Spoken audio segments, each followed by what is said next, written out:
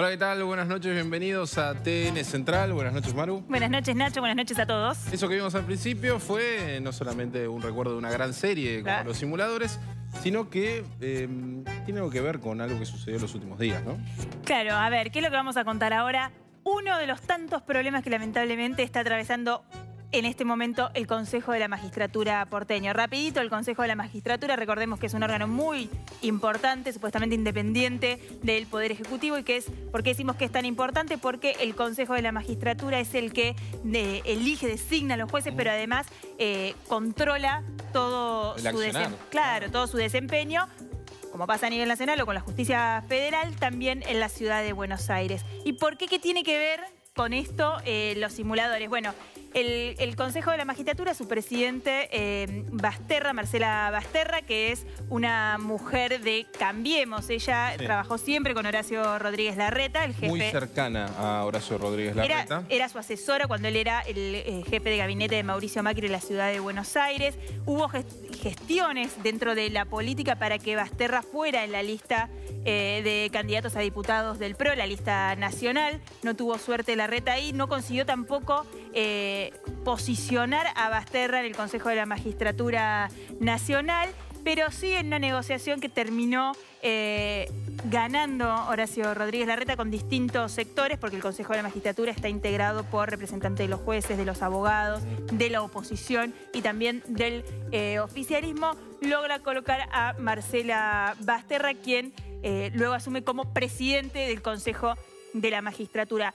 Sin embargo, este poder, o el poder que encierra Basterra, es reflejo de, en realidad, dos grandes hombres que tienen su verdadero poder ahí, que son Daniel Angelici, el hombre sindicado como operador en la justicia de Mauricio Macri, el presidente de la Nación. Fuertemente acusado y denunciado públicamente también por la diputada Elisa Carrió, que incluso muchas veces la figura de Angelici detona gran parte de las tensiones entre Elisa Carrió, diputada de la Nación y representante obviamente de una gran parte de lo que en un momento fue una oposición que denunciaba precisamente maniobras y procesos de corrupción, y el presidente de la Nación, Mauricio Macri. Es decir, muchas de las tensiones y peleas tienen como causa a ese hombre que estamos viendo, a Daniel Angelici, que lo indican precisamente como un gran operador en la justicia federal. Bueno, este hombre que vemos de un lado de la pantalla, que es Angelici, que vos describías muy bien de alguna manera su poder y todo lo que genera, y del otro hombre que tal vez no es tan conocido a nivel nacional, pero que sí tiene gran poder político en la ciudad de Buenos Aires, que es Juan Manuel Olmos, dirigente del peronismo histórico de la ciudad de Buenos Aires, fue presidente del Consejo de la Magistratura, fue legislador, fue presidente del PJ porteño también, y es un hombre que tiene gran poder hoy en el Consejo de la Magistratura, y de alguna manera son estos los dos grandes popes, por decirlo de algún modo, en este organismo tan especial. ¿Qué es lo que discute ahora el Consejo de la Magistratura? Va a haber el lunes una reunión muy importante por una audiencia, una sesión en la que el miércoles se va a votar un ajuste importante en el Consejo. Así como en otros niveles del Estado Nacional, el presidente pidió austeridad. También lo hizo el jefe de gobierno porteño, Horacio Rodríguez Larreta, en el Consejo de la Magistratura, que tiene un presupuesto anual de 4.280 millones de pesos. Es un presupuesto altísimo, importante, importante. Que quieren hacer un ajuste de en torno al 20%. Eso se votaría el miércoles. ¿Por qué cuento esto? Porque de alguna manera es el contexto en el que se dan todas estas situaciones que vamos a contar ahora. Pero también, por otro lado, bueno, seguramente esto también es lo otro, ¿no? Que se denunciaron también expansiones dentro del Consejo de la Magistratura, porque en alguna manera, como vos decís, va a suceder esto, pero por otro lado también se anunció una reestructuración del organismo donde se crean 3 nuevas estructuras. Lo que se argumenta dentro de la conducción del Consejo de Magistratura, es decir, dentro del entorno de Basterra, es que esto no va a costar nada para el Estado. Sin embargo, aparecen al menos la contratación de distintas personas que no están dentro del Poder Judicial en la actualidad. Entonces, ya de por sí, salvo que trabajen ad honorem, eso va a implicar un gasto porque tiene que ver con la contratación de unas personas. Es decir, no es que se hace migración de personas que ya están dentro del sistema del Poder Judicial de la Nación y cobrando un sueldo ahí, sino que son personas que no están dentro de esta órbita. Exactamente, esto parte de lo que contás, es parte del problema que hay y de este ajuste necesario, supuestamente en el Consejo de la Magistratura. Los empleados del Poder Judicial de la Ciudad de Buenos Aires son algo así como 6.000 trabajadores. El 17% son del Consejo de la Magistratura. Claro. Llama la atención el número, la cantidad, el presupuesto. Y ahora el punto que nosotros traemos, que es algunas contrataciones que también sorprenden. ¿De qué estamos hablando? De la contratación de actores. Ahí estamos viendo algunas imágenes y en particular de este actor. ¿Por qué? Por la relación de amistad que tiene con el presidente de la Nación, Mauricio Macri, que se lo ha visto en muchas oportunidades. ¿No? Claro, perdón, que no dije el nombre, Martín Seffel. Jugando al tenis, bueno, se conoce de su relación. Mucho, sí, se conocen hace mucho tiempo. ¿Y esto que estamos viendo qué es? ¿Es un archivo de qué situación? Esto es un juicio por jurados. Cuando recién empezaba. Esto es del año pasado. Cuando era como... Claro, se empezaron a presentar y se hacían como simulacros, ¿no? Es exactamente eso, un simulacro de juicios por jurado. Existe un área específica en el Consejo de la Magistratura que organiza estos eventos cuyo fin es educativo. Lo que se busca se hace en las universidades, en este caso fue en la Comuna 13 en la Ciudad de Buenos Aires, con participación de los vecinos, en la Feria del Libro. La idea es educar respecto de esta instancia judicial, que es el juicio por jurados. Para este juicio por jurados, la novedad y lo que encontramos, estamos viendo acá en la pantalla, que es información oficial, es la contratación de actores. En este caso, de Martín Seffel por, escucha el monto, 72.600 pesos. ¿Pero por cuántos meses es eso? No, esto es por única vez. ¿Por única vez? Esta, creo que lo dice inclusive, ahí mirá, abajo tenés, ¿no? Proyecto aprobado, bueno, la resolución, que tuvo lugar en la Comuna 13 el 11 de octubre del corriente. O sea que esto es solo por un día, es decir, en ese video que estamos viendo recién, que es de una dramatización, es decir, como recién lo explicó Maru, cuando recién estaban empezando y se estaba aplicando, por lo menos, la teoría del juicio por jurados, hubo toda una cuestión de, bueno, mostremos y hagamos talleres y también informemos cómo sería esto, y en el medio de esta situación se hicieron dramatizaciones. Esa que están viendo es una de las dramatizaciones. ¿Cómo está diciendo que ese día Seffel se llevó 72.600 pesos? Exactamente, por esa actuación donde él hacía del acusado. Y el resto, bueno, había un jurado, bueno, era un jurado, un juez, un fiscal. O sea, se reconstruía como toda la situación de juicios por jurados. Pero esta contratación, nosotros averiguamos, hablamos con gente del Consejo de la Magistratura, llamamos a su presidente Marcela Basterra para conocer cómo operaba esto, por qué se hacía esta contratación, quién fija el valor, por qué se le pagan 72.600 pesos. Es relativo porque no tenés valor de comparación de mercado. Lo que me dijeron, sí, ahora te voy a decir por qué sí. Lo que me dijeron es que es la selección del actor que va a ser de acusado en el juicio por jurados es absolutamente arbitraria. O sea, no es que hay una compulsa pública o se decide por alguna cuestión en particular. Y que el valor es un poco el que pone el artista, el caché del artista, que en este caso Martín Seffel no tiene ninguna, o sea, él dice yo cobro tanto, si el Consejo de la Magistratura se lo quiere pagar, bienvenido, si no se lo quiere pagar, se irá a trabajar a su productora o donde lo haga, no hay en este caso una falta, por supuesto, del actor. Él tiene su precio, él dice yo por esta actividad cobro esta plata, en esta ocasión el Consejo de la Magistratura lo contrató por 72.600 pesos por hacer de acusado en una dramatización de un juicio por jurados durante un rato de la tarde en la Comuna 13 de la Ciudad de Buenos Aires el 11 de octubre. Claro. Ahora, fíjate, vamos a poner un archivo que es ese precisamente día cuando Seffel sale de haber hecho esta dramatización, que obviamente se fue bastante contento, claramente, digo, independientemente de lo que sucedió en la dramatización, y contaba esto. Él es Martín, es arquitecto y fue imputado por el delito de daños por haber roto los vidrios de un auto que obstruía la entrada de su casa. Soy inocente y la verdad es que creo que mis abogados me van a defender muy bien. apelo a la cordura de la jueza, a la cordura del jurado, para que me absuelvan de toda esta situación, que en definitiva es algo feo que me tocó vivir y que creo que no es justo. Bueno, claro, ahí él lo que hacía era como estaba como en su papel de acusado, ¿no? En papel, sí. Claro. Bueno, a ver, ¿esto es la primera vez que sucede? ¿Es la primera vez que contratan un actor para una dramatización de un juicio por jurados? No. Inclusive el mismo año, o sea, el año pasado, pero en mayo, Jorge Delía había participado también en una dramatización de juicio por jurado, en esta oportunidad, de hecho, en la Feria del Libro. Ahí sí, por ahí con más asistencia, mayor participación de público. ¿Y cuánto cobró? 60.000 pesos. ¿Por un día también? Es la misma actividad, lo que dura como esa dramatización del juicio por jurados, en este caso en la Feria del Libro, 60.000 pesos. Entonces, ¿por qué la diferencia?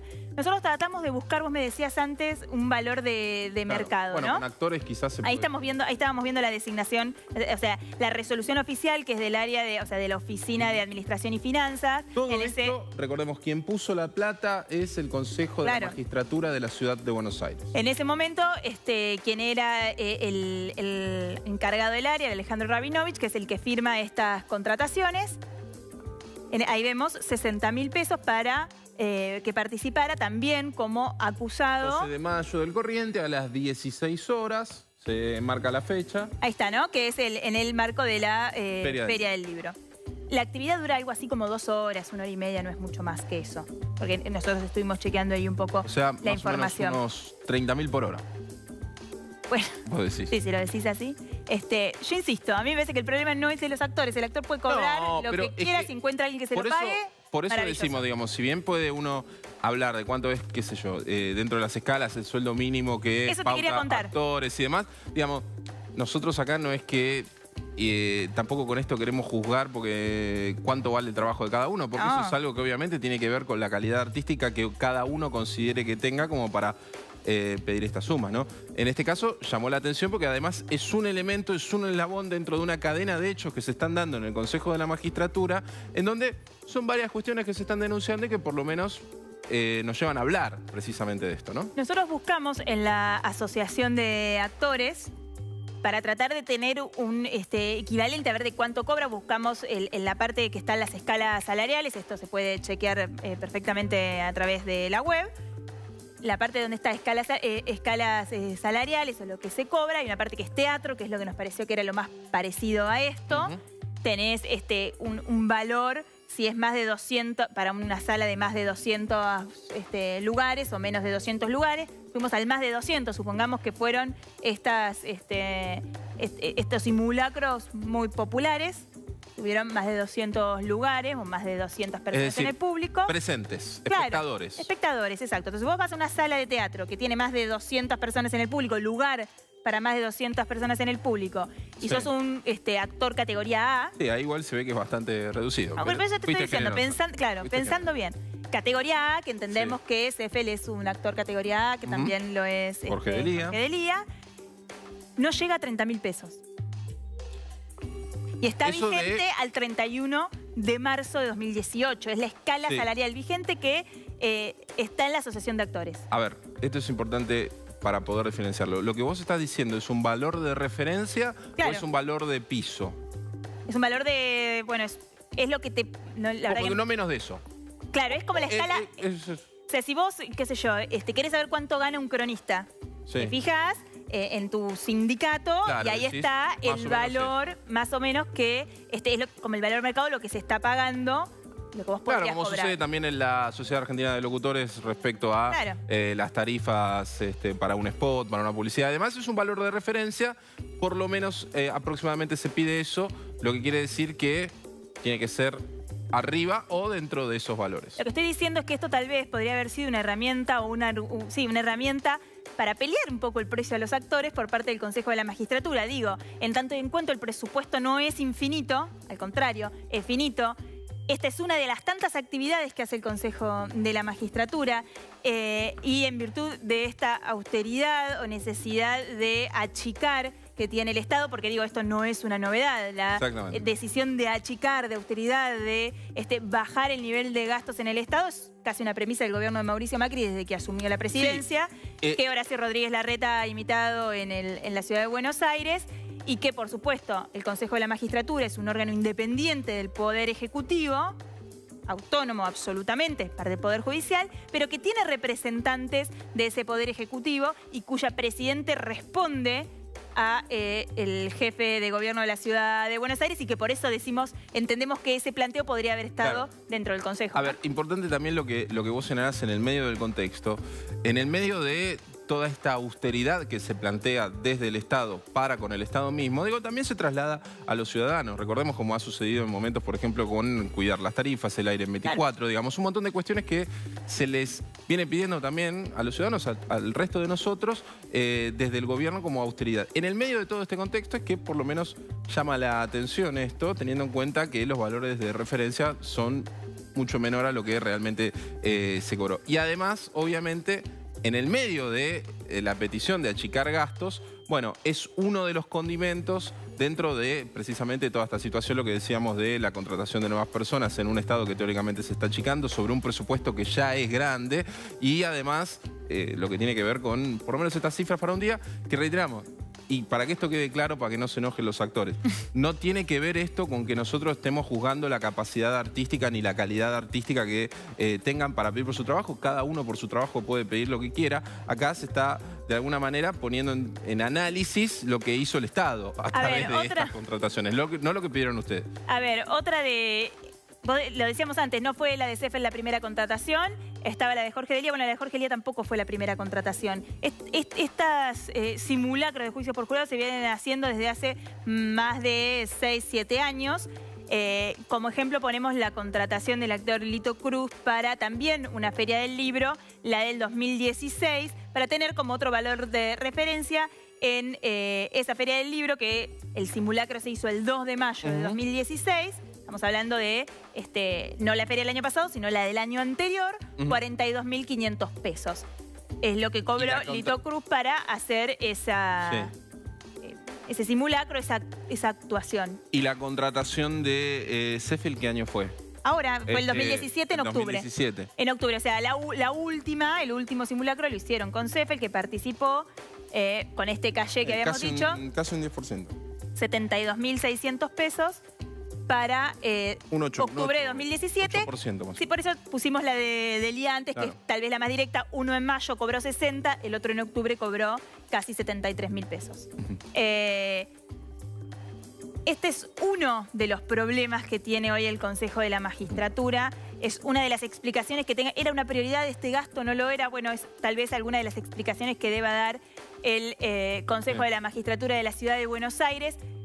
Pero no es la única explicación que va a tener que dar su presidenta, Marcela Basterra. Exactamente, porque a todo esto se suman también un documento que se ha presentado por parte del constitucionalista Andrés Gil Domínguez ante el Consejo Directivo de la Facultad de Derecho de la UBA respecto a una situación irregular que además es acompañada por Jorge Rizzo, que es el presidente del Colegio de Abogados de la Ciudad de Buenos Aires, en la contratación en el año 2016 de una persona con la que, según dice este documento, intentó beneficiarse Basterra, que en ese momento era aspirante, ¿no?, a la presidencia. No, lo que dice justamente en su denuncia es que Basterra contrata en el Consejo de la Magistratura a la esposa de uno de los miembros del jurado de un concurso que había en la Universidad de Buenos Aires, donde Basterra aspiraba a quedar nombrada, y que entonces, para que este jurado la beneficiara o votara en su favor en este concurso en la Universidad de Buenos Aires,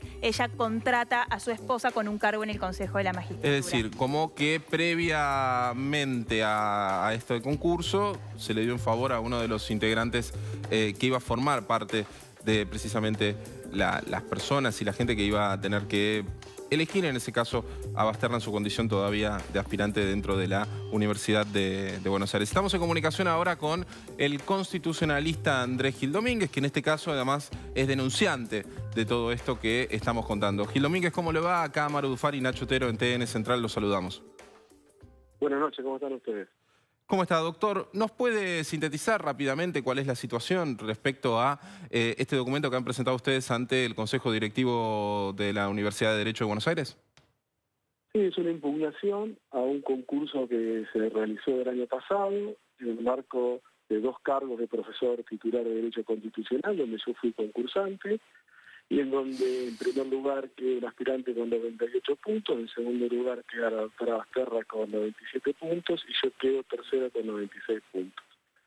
Cuando se termina de sustanciar el concurso, sale a la luz que a fines de octubre de 2016 es designado por el Consejo Superior de la Ciudad de Buenos Aires los 3 jurados y que en noviembre del año pasado la doctora Marcela Basterra designa de forma definitiva, a solicitud de ella y para que trabaje dentro de su unidad, dentro del Consejo de la Magistratura, a la esposa de uno de los jurados, y ni ella ni el jurado actuante en ningún momento denuncian esta situación, lo que es claramente una violación a la ética universitaria y también podría dar eventualmente lugar a la promoción de algún tipo de proceso penal. Yo me entero hoy por la nota de Clarín que la doctora Basterra dice que la esposa de uno de los jurados ya había sido designada antes, provisoriamente, transitoriamente, en el año 2016, con lo cual es más grave aún, porque durante todo el proceso de designación del jurado, ni ella ni el jurado denunciaron esta situación transitoria. Y una vez que el jurado fue designado definitivamente, la doctora Marcela Basterra logra, a pedido de ella, una designación definitiva, con una mayor categoría, con un mayor sueldo, de la esposa de uno de los jurados. Y posteriormente se realiza el concurso y ella obtiene el segundo lugar y ella eventualmente obtiene el cargo de titular por un solo punto ante esta situación totalmente irregular. Gil Domínguez, buenas noches. Maru Dufar lo saluda. Le pregunto, ¿esta presentación suya podría anular el concurso o eso ya es inmodificable? No, yo primero lo que hice fue impugnar el concurso en términos formales porque fueron muy mal evaluados mis antecedentes respecto de los otros 2 aspirantes, muy mal evaluada mi prueba de oposición. Y subsidiariamente lo que yo planteé fue la nulidad del concurso, que si no se hacía lugar a mi impugnación en términos de los puntajes asignados y la evaluación de la prueba de oposición, se resolviese la anulación de ese concurso y se llamase nuevamente a concurso, o se sustanciase nuevamente este concurso. Ahora, posteriormente al concurso también sucedieron otras cosas anómalas, porque a pocos días de conocerse el dictamen del jurado, aparece publicado un libro de la doctora Marcela Basterra, donde el prólogo lo hace otro de los jurados, y donde es un prólogo no académico, es un prólogo donde otro de los jurados habla con una gran familiaridad y conocimiento sobre su vida. Y a un mes de haber acaecido el concurso y yo haber presentado la impugnación, la doctora Marcela Basterra, en su carácter de presidenta del Consejo de la Magistratura, celebra un convenio con las autoridades de la Facultad de Derecho que en ese momento estaban en situación de resolver la impugnación que se había presentado. Es decir, una suma de irregularidades y de aprovechamiento del cargo. Está claro, Gil Domínguez, le agradecemos por esta comunicación y vamos a seguir el tema de cerca. Muchas gracias. Muchas gracias, muy buenas noches. Bueno, ahí escuchábamos entonces la explicación de Gil Domínguez. Distintos problemas, distintos calibres. Esto es particular y personal de la presidenta del Consejo de la Magistratura. Debemos ver cómo se desarrolla. Y queremos aclarar que llamamos a la doctora, a Marcela Basterra, para conocer su opinión, algún tipo de explicación. La otra campana de todo esto. Vamos a ver, cuáles eran las explicaciones respecto a este caso. Ella prefirió por el momento no hacer declaraciones, así que seguiremos viendo cómo se desarrolla esta situación y qué es lo que se vota en efecto el miércoles, a ver si se reduce o no el gasto en el Consejo de la Magistratura.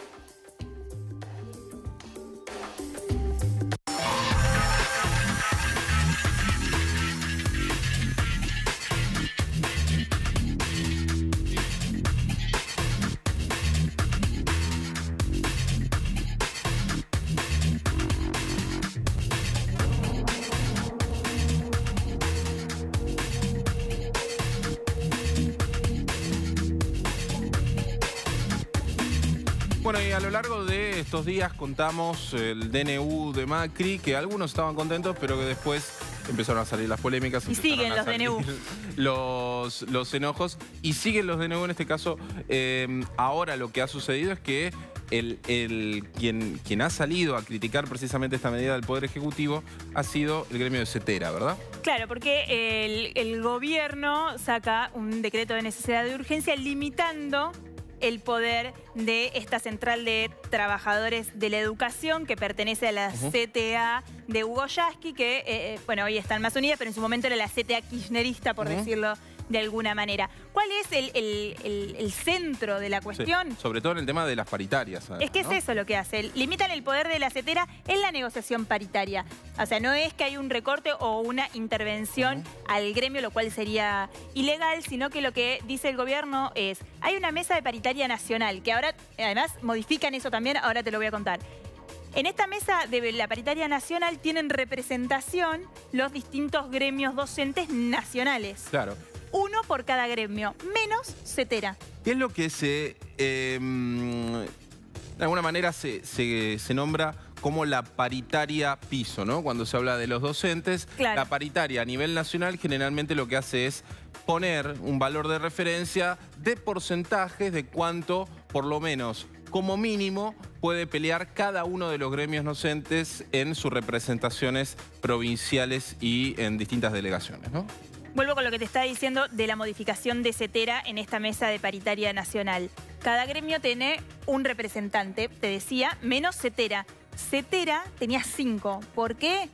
Porque supuestamente, y eso es un acuerdo al que llegan con el kirchnerismo en su momento, tenía la mayor representación del universo de trabajadores de la educación. Sí. El 60% de los trabajadores de la educación están agremiados, un 20% estaban adheridos a CETERA y el resto se repartían entre otros 5 sindicatos. Entonces, decían ellos, nosotros como representamos a la mayor cantidad, tenemos, en realidad, que somos el gremio que tiene mayor representación, porque no es que representan a la mayor cantidad de docentes, tenemos que tener más voz y voto en esta reunión paritaria. ¿Qué situación generaba esto? Que en la mesa de discusión nacional, o sea, con las autoridades de educación nacionales, si no arreglabas con CETERA, no tenías posibilidad de hacer ningún acuerdo, porque al ser 5, claramente definían el tono de la discusión. Básicamente el éxito de la paritaria nacional, que era tan necesaria, dependía de que vos arregles con los 5 representantes. Claro, eso es lo que dice el gobierno nacional y que por eso ahora limita y dice, bueno, CETERA va a tener tantos representantes como el resto de los gremios, menos ADOP, que es el sindicato que representa a los trabajadores de la educación del universo privado, que para ellos, o sea, según el gobierno, tiene que discutir con las cámaras de privado porque el Estado no le paga el sueldo, básicamente. Por eso el ministro de Educación de la Nación, Finocchiaro, dijo durante 10 años escuchó una sola voz, en relación a esto que decíamos recién, de que tenían 5 representantes. ¿Es lo único que dice el DNU? No, dice bastante más. Y tal vez una de las cuestiones que más molesta a los gremios en general y no solo a CETERA, que es la no reunión de la paritaria nacional. ¿Por qué? Porque el gobierno dice, nosotros no le pagamos el sueldo a los maestros. El sueldo a los maestros se los pagan las provincias, los gobernadores. Esto por la reforma educativa del menemismo en su momento, que convierte a la educación en una cuestión federal y pasa a las escuelas nacionales a las provincias y es cada una la que tiene que pagar y arreglar su paritaria en las provincias. El año pasado ya se había establecido un poco esta situación, entonces lo que dice el gobierno nacional es la reunión paritaria va a realizar, o sea, la reunión con los gremios nacionales va a realizarse para discutir otras cuestiones generales de las condiciones de trabajo, de los programas, otras cuestiones educativas, de lineamientos generales a nivel nacional, pero no el salario, porque nosotros ya fijamos un piso para la discusión salarial. ¿Cuál es? Un 20% más de lo que fija el salario mínimo vital y móvil. Si el salario mínimo vital y móvil, como está ahora por apenas encima de los 9.000 pesos, más un 20%, te lleva el mínimo a 11.000 y pico. ¿Qué quiero decir con esto? Ningún docente en el país, provincia, sea la provincia que sea, va a poder ganar menos de esos 11.000 y pico de pesos por mes. La CETERA, por supuesto, salió a responder inmediatamente. Exactamente. Ya incluso lo que hizo fue hasta amenazar con ir a la OIT y a anticipar que podrían ir a la Organización Internacional del Trabajo a plantear un recurso internacional ya respecto a esto que está sucediendo. Cetera denuncia precisamente a esto y además que hay un desmantelamiento de las negociaciones colectivas nacionales. Esto lo han dicho desde el organismo, como diciendo, bueno, acá no se busca atacar a Cetera, sino a precisamente la paritaria nacional, que el año pasado no se hizo. Vamos a otro de las respuestas, que tiene que ver con lo que habían dicho precisamente desde sus dirigentes, pero obviamente esto recién empieza, ¿no? Porque, a ver, generalmente lo que sucede en este tipo de casos es que si no hay una mesa, por lo menos, de negociación, el conflicto tiende a escalar. Bueno, las mesas de negociación van a empezar en cada una de las provincias con los gremios que representan, pero hoy habló el ministro de Educación de la Nación, Finocchiaro, que decía esto. Ministro, se ha creado un gran revuelo con respecto a un decreto, ¿no?, que ha salido publicado esta mañana en el Boletín Oficial, donde se habla sobre la representación gremial en las discusiones, sobre el sueldo básico de los docentes. ¿Nos lo querría explicar primero usted? Sí, cómo no. En realidad este es un decreto que modifica al anterior decreto que reglamentaba la Ley de Financiamiento Educativo, que tiene un poco más de 10 años. Este era un decreto que tenía muchas cuestiones muy ambiguas, que no dejaba las cosas claras, que generaba confusiones, yo no, de mala fe, pero las generaba, ¿sí? Y lo que hicimos nosotros fue básicamente sacar un decreto modificatorio de ese, ordenando las cuestiones y aclarando lo que no estaba claro. Hemos definido, ¿sí?, que el salario mínimo que puede cobrar un docente en todo el territorio nacional sea el salario mínimo vital y móvil más el 20% de eso. ¿Sí? Es decir, estamos jerarquizando la profesión docente, inclusive por encima de muchos otros trabajadores. En aquel decreto existía una fórmula ambigua que nunca se aplicó sobre cómo se iba a establecer la representación docente, y lo que hubo fue un acuerdo entre Cetera y el gobierno de entonces, por la cual de 9 miembros Cetera tenía 5 y los otros 4 sindicatos 1 cada uno, lo cual daba una mayoría automática que clausuraba cualquier tipo de diálogo, discusión, y que no tenía ningún tipo de basamento real, objetivo, para que eso fuera así. Era un acuerdo político. ¿Qué hicimos nosotros? Tomamos a los 4 gremios que tienen afiliados de gestión estatal, que son Cetera, SEA, UDA y AMET, y van a tener un representante cada uno en esta mesa, lo cual va a hacer que la mesa sea más pluralista, que la mesa sea más democrática, que podamos, y que se escuchen todas las voces, porque antes se escuchaba una sola, porque esa mayoría automática de la que hablé clausuraba las otras voces, no las dejaba oír. Nuestro foco tiene que estar puesto en la mirada del alumno, en qué se beneficia o en qué no se beneficia el alumno. Después, si un gremio está o no de acuerdo, bueno, ellos son parte de la comunidad educativa, no son la comunidad educativa. Si ponen una carpa, protestan, hacen una marcha, bueno, es parte del folclore, digamos, que existe.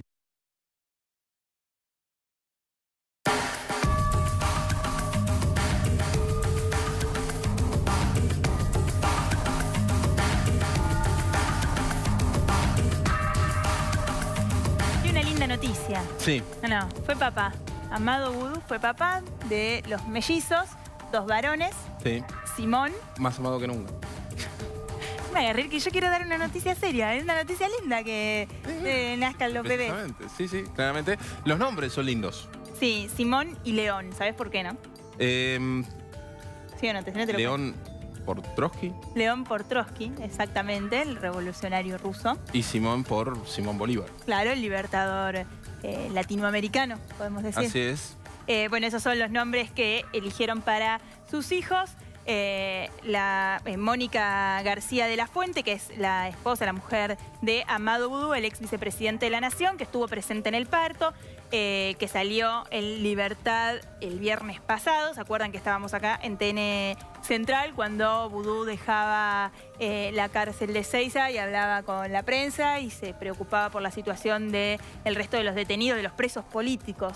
Dijo él, bueno, ahí estamos viendo ese momento que les contaba, cuando dejaba el penal, después de que la Cámara Federal le permitiera recuperar justamente la libertad y retar un poco al juez Lijo, ¿no? Por no definir su situación procesal. Bueno, hoy Amado Vudú presenció el parto de los mellizos. Recordemos que ellos los tuvieron en el hospital italiano. Ellos están viviendo, no están viviendo más en Puerto Madero. Están en un loft muy lindo aquí en Cervita, en Barracas. En la ciudad de Buenos Aires, en el barrio porteño de Barracas. Exacto. Un loft realmente muy lindo. En el medio de una zona de la ciudad de Buenos Aires que está creciendo obviamente en cuanto a su potencial inmobiliario, ¿no? Claro, hasta acá lo bonito, lo lindo, la fiesta, las buenas noticias para Amado Vudú, un gran momento. Lo vamos a felicitar igual porque fue padre. Exactamente, obviamente. Recordemos que fue padre en un hospital público, ¿no? Porque se había dado... Dije recién en el hospital italiano porque se dio de baja de la prepaga. ¿Por qué decimos hasta acá las buenas noticias? Porque mañana tiene que volver a Comodoro Pi Amado Vudú. No sabemos si pedirá que se le postergue la ampliación indagatoria o no, por esta situación de su reciente paternidad, pero tiene fijada fecha mañana a las 11 de la mañana en los tribunales de Comodoro Pi para su declaración indagatoria, que es una ampliación en realidad, en la causa por enriquecimiento ilícito y asociación ilícita, lavado de dinero, que lleva adelante el juez Ariel Lijo, el juez al que la Cámara le dijo: señor, resuelva la situación procesal de este hombre y de su amigo y presunto socio, José María Núñez Carmona, que ya declaró, ya tuvo su cita en la justicia para esta ampliación de declaración indagatoria a principios de esta semana. Sí, nega todo, ¿no? En su momento negó todo, habló también cuando salió de Comodoro Pi, dijo que no había puesto plata para Chicone ni que tampoco se habían quedado con la empresa, ¿no? Veremos qué es lo que hace mañana entonces Amado Vudú, pero en principio su agenda marca que a las 11 de la mañana tiene que estar en el juzgado de Ariel Lijo para declarar en la causa de enriquecimiento ilícito. Recordemos además que en la otra causa, en la de los viáticos, las irregularidades en la rendición de los viáticos, tiene el procesamiento confirmado por la Cámara, que fue el mismo día que le dieron su libertad.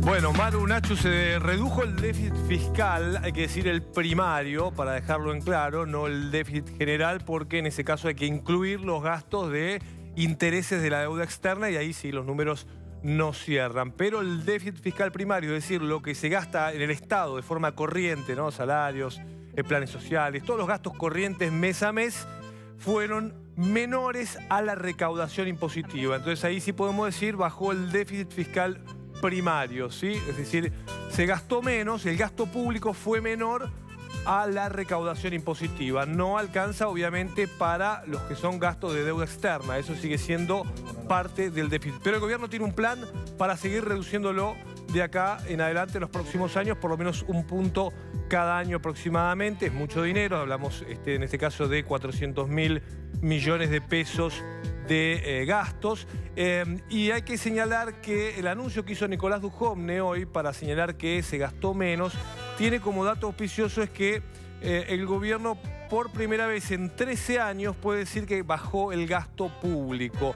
¿Fue el gasto político? No, te dicen, el gasto político no es, digamos, es un gesto, es una manera de la política de decir nosotros también nos ajustamos, pero los verdaderos esfuerzos se hicieron, por ejemplo, en el caso de las tarifas de servicios públicos, es decir, la reducción de los subsidios del Estado, por ejemplo, en energía y en transporte, son de alguna manera lo que más contribuyó a poder sobrecumplir la meta fiscal que tenía el gobierno nacional para este año. Por ejemplo, el caso de Aerolíneas Argentinas, que gastó mucho menos en este 2017 comparado con los años anteriores, fue bajando su déficit fiscal, incluso si lo comparás por pasaje aéreo. Pero vamos a escuchar cómo lo presentaba Dujovne en el día de hoy. Vamos a hacer un breve repaso de lo que fue el mes de diciembre, donde en ese mes tuvimos un resultado primario negativo de 119.000 millones de pesos, donde los salarios crecieron a un ritmo de 6% anual, la tasa más baja para un diciembre desde el año 2005, si no me equivoco, y con una fuerte caída en los recursos, porque en la comparación interanual no contamos con los recursos del blanqueo de capitales que en el año 2016 había ingresado en su mayor parte en ese mismo mes de diciembre, ¿no? Entonces, neto de blanqueo, los recursos crecen al 31% interanual, pero teniendo en cuenta el impacto en la comparación interanual del blanqueo, esos caen al 19%. Bueno, esto decía Nicolás Dujovne y explicaba entonces la caída en el déficit fiscal, que es una buena noticia. El gobierno va a seguir en esta senda en este 2018-2019 de la misma manera. Por supuesto que impacta en el bolsillo, ¿no? Porque otra vez van a seguir buscando eliminar hasta llegar a cero los subsidios que da el Estado para lo que es energía y transporte. Con lo cual, para este año va a haber, como ustedes ya saben, en febrero aumentos en las tarifas de energía, sobre todo gas, electricidad, pero también agua.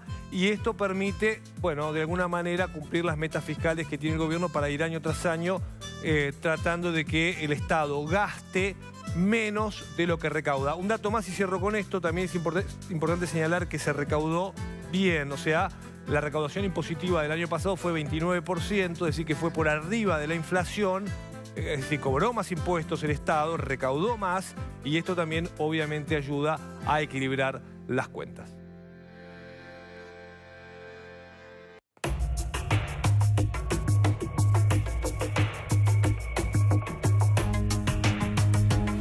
Bueno, y tardaron en aparecer, las buscaron, pero recién... ¿cuántos años después de la muerte del fiscal? Mañana, 3 años. Mañana se cumplen 3. 3 años. 3 años después de la muerte del fiscal Nisman, la justicia finalmente localizó escuchas que se habían realizado sobre al menos 3 líneas de Diego Lagomarsino. Claro, a ver, ¿cómo es esta historia, Nacho? El fiscal que lleva adelante la instrucción de la causa en la que se investiga la muerte del fiscal Alberto Nisman, que el año pasado determinó que se había tratado de un homicidio y no de un suicidio, tiene como único imputado a Diego Lagomarsino. La causa quedó en un estado un poco empantanado ahora, o sea, ¿cómo avanzar? Una vez que se determinó que fue un homicidio y no un suicidio, bueno, hay que avanzar y tratar de identificar a los responsables y determinar quién lo mató al fiscal Alberto Nisman. En ese sentido, una de las medidas de prueba que solicita el fiscal Tayano es pedir al organismo que se encarga de las escuchas telefónicas judiciales que le informe cuáles de todas las líneas telefónicas que estaban involucradas en su causa, que finalmente terminan enviando un listado de unas 40 aproximadamente personas involucradas. Claro, en realidad son líneas telefónicas. Investigadas. Claro, en realidad son números de teléfono, ¿no? Ellos dicen estas líneas de teléfono porque a veces, o sea, no se pueden identificar directamente con una persona. Pues lo puede estar a nombre de tal o y una lo empresa, usa otro. Puede estar a nombre de una empresa. Exactamente. El 2 de enero, este organismo que es la ExOJ le informa al fiscal que en ese listado había coincidencia. Había 2 líneas de teléfono que pertenecían a Diego Lagomarsino que habían estado intervenidas. ¿Cuándo? ¿Cómo? ¿Por qué? ¿Hasta cuándo? Bueno, todas esas son precisiones que no tiene todavía el fiscal Tayano, porque lo que le informa este organismo solamente es, sí, de estas hay 2 coincidencias, estas 2 líneas. ¿A quién pertenecen? A Diego Lagomarsino. ¿Dónde se escuchan? O sea, ¿quién ordenó las escuchas? El juez Canicoba Corral. ¿Y por qué el juez Canicoba Corral ordena intervenir las líneas telefónicas de Diego Lagomarsino? Porque en marzo del año 2015, entonces un mes y pico después de la muerte del fiscal, se abre una investigación judicial por una cuenta que Nisman compartía en el banco Merrill Lynch de Estados Unidos con Diego Lagomarsino. Con titularidad además con su madre y su hermana. Exacto. La madre y la hermana del fiscal Nisman, ¿no? Claro, bueno, de hecho eran a quienes se las investigaba también en esa causa judicial, que hoy está en manos del juez Claudio Bonadío, porque Canicoba Corral fue apartado de la causa. Entonces, ¿qué es lo que sabe el fiscal Tayano? Que esas escuchas telefónicas tienen que ser posteriores a marzo de 2015, ¿no? O en marzo de 2015, pero no anteriores. No, claro, posteriormente a la muerte del fiscal Nisman, ¿no? Claro, pero además al comienzo de esta investigación, que es marzo. Exactamente. Porque se ordenaron en el marco de esa investigación. Y además, estas líneas de teléfono, estas 2 líneas de teléfono, Lagomarsino las empezó a utilizar después del 18 de enero de 2015, después de la muerte del fiscal. Ahora, si el fiscal Tayano considera que es importante el contenido, si quiere conocer con quién hablabas o Diego Lagomarsino, tiene que solicitar esta información y estas escuchas en el soporte físico o las desgrabaciones al juez Claudio Bonadío. O sea, primero se lo tiene que pedir al juez Ercolini, que es el juez de su causa. Si Ercolini aprueba esta medida de prueba solicitada por el fiscal, entonces se le solicitará el envío de las escuchas telefónicas a Claudio Bonadío, que podrá decidir si lo envía o no. En general, lo que sucede es que se envía información que tramita en una causa judicial. Si es importante para otra, en general claro, y también teniendo en cuenta, ¿no?, que Bonadío lleva adelante la causa de traición a la patria, claro. Es decir, le dio legitimidad a lo que había denunciado Nisman en su momento. Uno entiende que por lo menos va a aportar la información para la investigación de la muerte del fiscal. También aparece una línea, al menos una línea fija de un domicilio en donde... Claro, que ya no vivía ahí. Ya no vivía ahí, pero que en su momento había vivido Leo Lagomarsino, ¿no? Bueno, hasta el momento eso es todo lo que se sabe. No se tiene precisión de cuál es el contenido de esto, básicamente porque la justicia todavía no lo tiene. Claro, habrá que ver qué es lo que hace el fiscal Tayano, el juez Ercolini y el juez Claudio Bonadío. Ahora nosotros vamos a una pausa cortita, enseguida volvemos.